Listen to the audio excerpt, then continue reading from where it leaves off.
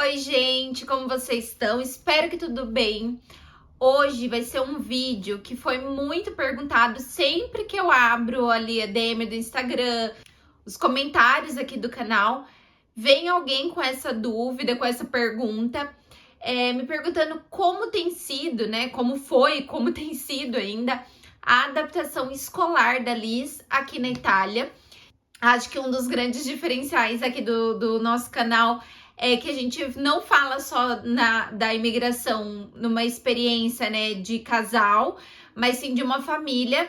Então, eu vou contar para vocês o que a gente fez, né, para tornar todo esse processo o menos traumático possível para Liz. Espero de coração que ajude vocês e dê algum norte, dê algum insight aí, tá bom? Eu quero começar falando sobre o nosso contexto, né? A Liz, ela é uma criança que hoje tem 3 anos. A gente chegou aqui faz 11 meses, a Liz tinha 2 anos e meio. E a Liz, ela já tinha frequentado a escola no Brasil. Ela começou a frequentar o maternal no Brasil com 1 ano e meio. A gente não teve nenhuma dificuldade na adaptação dela. Apesar de toda a insegurança que eu tinha, foi muito mais tranquilo do que a gente pensava. Quando a gente soube, né, que de fato a gente viria aqui para Itália, que eram planos desde o princípio, mas quando a gente soube assim, de fato, agora nós vamos, temos data marcada, eu entrei em contato com o Comune, que é onde a gente ia morar, perguntando como funcionava, o que eu precisava fazer, se eu já poderia fazer uma pré-matrícula. E tem um vídeo bem detalhado aqui no canal, inclusive mostrando o primeiro dia de aula da Liz, os primeiros dias, se eu não me engano. Eu vou deixar linkado aqui para quem quiser assistir. Acho que aquele vídeo também tá bem completinho, porque lá eu conto certinho como que foi a nossa experiência no primeiro dia, como que eu fiz essa pré-inscrição estando ainda no Brasil.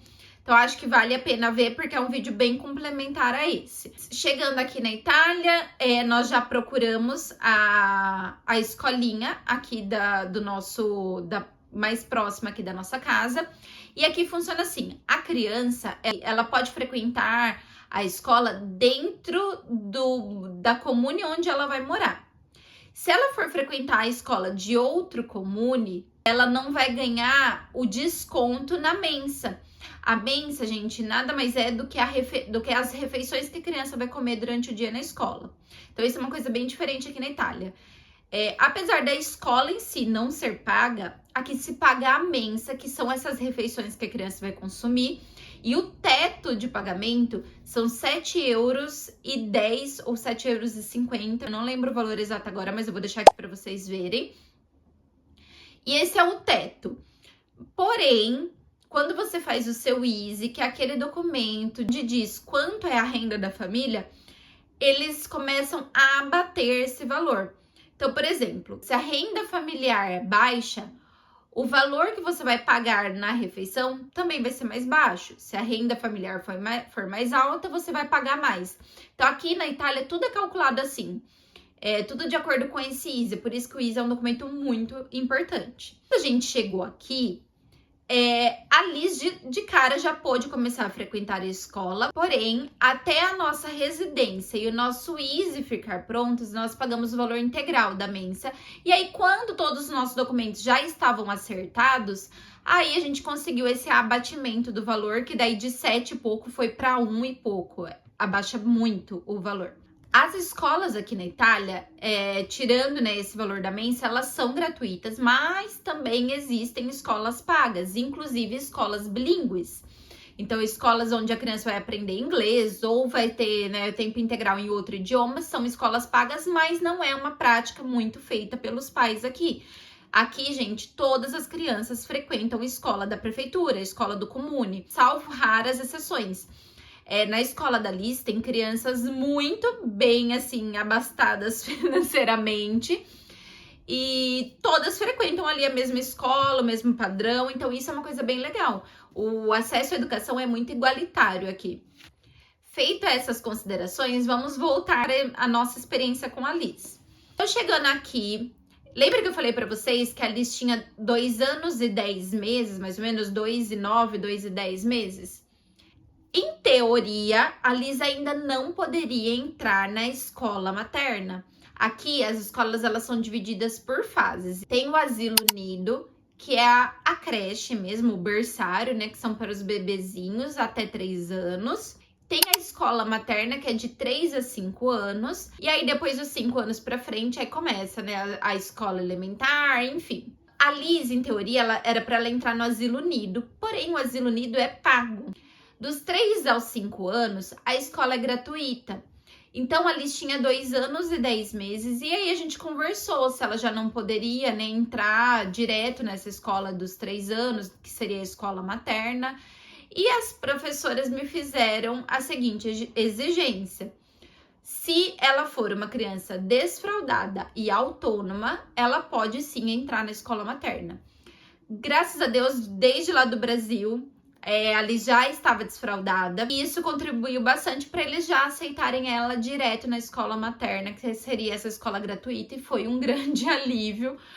Outra coisa que contribuiu muito é que aqui tem pouquíssimas crianças, gente, pouquíssimas. Então tinha vagas sobrando ali na creche, e aí por isso também eles aceitaram a Liz. A classe aqui, para vocês terem ideia do tão poucas crianças que tem, é uma classe única de 3 a 5 anos. Então todas as crianças ficam na mesma classe, porque não é que nem no Brasil, que tem duas, 3 classes para as crianças de 1 ano, 2, 3 classes para crianças de 2, não tem criança para tudo isso. Agora vamos falar sobre a parte que aperta o coração, que é sobre a adaptação. Quando eu levei a Liz na escola lá no Brasil, era uma escola pública, e lá eles fizeram também uma semaninha ali de adaptação. Então ela foi no primeiro dia, eu acho que por 2 horinhas. Depois de 2 horinhas eu já peguei ela e levei pra casa. E aí foi indo assim, não rolou até ela se acostumar, mas a Liz foi assim, uma criança super tranquila. Chegando aqui, quando eu fui lá já visitar a escola, as maestras já me explicaram como seria. Elas falaram: olha, amanhã você vai trazer sua filha aqui, ela vai ficar por 2 horas e você não pode ficar aqui na escola com ela. Fica ali com o seu telefone, né? E se acontecer alguma coisa a gente liga, mas você não vai ficar aqui. Deixei a Liz na escola, ela ficou ali por 2 horinhas e foi tudo tranquilo. Gente, o primeiro e o segundo dia foram bem tranquilos. Aí eu já pensei, eu falei: pronto, jogo ganho, vai ser tranquilo demais, essa menina não vai dar trabalho. Mal sabia eu. Gente, passou uns dias, ela começou a dar muito trabalho. Ela começou a chorar muito, que ela não queria ir pra escolinha. E aí eu comecei a perceber que o que estava acontecendo era a dificuldade de se expressar. A Liz é uma criança muito expressiva, ela fala muito bem, ela começou a falar, sei lá, com 10 meses, e ela fala muito bem o português. Ela sempre soube, assim, dizer o que ela queria. E aí eu acho que quando chegou lá na escola e ela começava a dizer as coisas e as crianças não entendiam e os professores não conseguiam interagir com ela, ela começou a ficar muito acanhada. E aí ela não queria ir pra escolinha por causa disso. Mas, gente, tudo faz parte do processo, nem tudo é fácil mesmo e as coisas não vão ser rápidas. O segredo é não se desesperar. E aí eu fui indo no ritmo dela, então eu deixei ela alguns dias por 2 horas, depois por 3 horas, e aí foi aumentando devagarzinho. Eu acho que em 2 semanas ela tava ficando meio período já, ou 1 semana, acho que a primeira semana ela ficou 2 horas por dia. Depois a gente passou para meio período e aí foi indo até ela conseguir fazer a refeição. Acho que a refeição mesmo na escola ela foi fazer depois de umas 2 semanas. Então a adaptação aqui foi bem mais lenta do que foi lá no Brasil. A gente foi respeitando o ritmo dela, mas em 2 semanas ela já estava ficando ali para fazer as refeições. E depois, mais ou menos em 3 semanas, ela já estava fazendo até a soneca na escola e já ficando até as 4. Aí vem a parte que a gente tem mais medo, né? Que nós pais temos mais medo, que é a língua. A gente tem muito medo de como meu filho vai se comunicar, o que vai acontecer, será que ele vai conseguir falar? Será que as professoras vão entender? Será que eles vão entender a professora? Enfim, gente, há muita angústia, muita ansiedade. Então eu vou contar como que a gente fez aqui em casa e que deu muito certo. Se você já olhou aquele vídeo que eu deixei linkado, que é o vídeo do primeiro dia de escola, vocês vão ver que lá a professora deu uma orientação pra gente da gente falar em italiano com a Liz em casa. Segundo ela, isso ia ajudar a Liz a aprender mais rápido. Porém, eu abri uma discussão naquela época no meu Instagram, porque quando a gente morou na Inglaterra, eu vi várias crianças que aprenderam inglês e português ao mesmo tempo e que depois de um tempo a criança não queria mais falar o português. Então, eu levantei uma discussão lá na época no Instagram, perguntando a experiência das mães. Mães, o que vocês fizeram? Vocês ensinaram a segunda língua para a criança? Vocês deixaram ela aprender na escola? E muitas mães me deram um retorno de não tentar ensinar a língua para a criança. Muitas mães me orientaram que dasse tempo ao tempo, que a criança ia aprender sozinha na escola, e foi o que a gente decidiu aqui em casa. Então, como que a gente preparou a Liz para a escola, né? Desde sempre em casa, a gente consumiu muito conteúdo em italiano. A gente sempre escutou muita música italiana em casa, mas é isso tudo por gosto pessoal, tá? Mesmo quando a gente morava em Londres, a gente sempre gostou de estudar a língua, de assistir séries, de consumir conteúdos por puro gosto pessoal. Então, a Liz, de certa forma, ela já tinha alguma familiaridade com os sons. Ela já tinha escutado, né, muitas músicas em italiano em casa, ela tinha familiaridade com o som, apesar da gente nunca ter falado em italiano com ela. Quando chegou aqui, a professora deu essa orientação pra gente, da gente só falar, na verdade ela pediu para um dos dois, né, ou eu ou o Caio, falarmos só em italiano com ela, então um falaria em português e o outro falaria em italiano.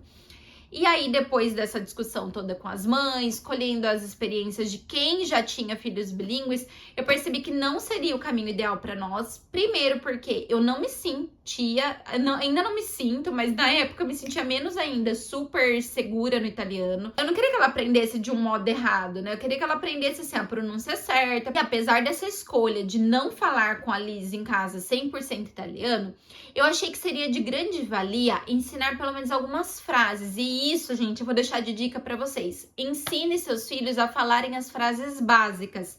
Isso vai ajudar muito eles.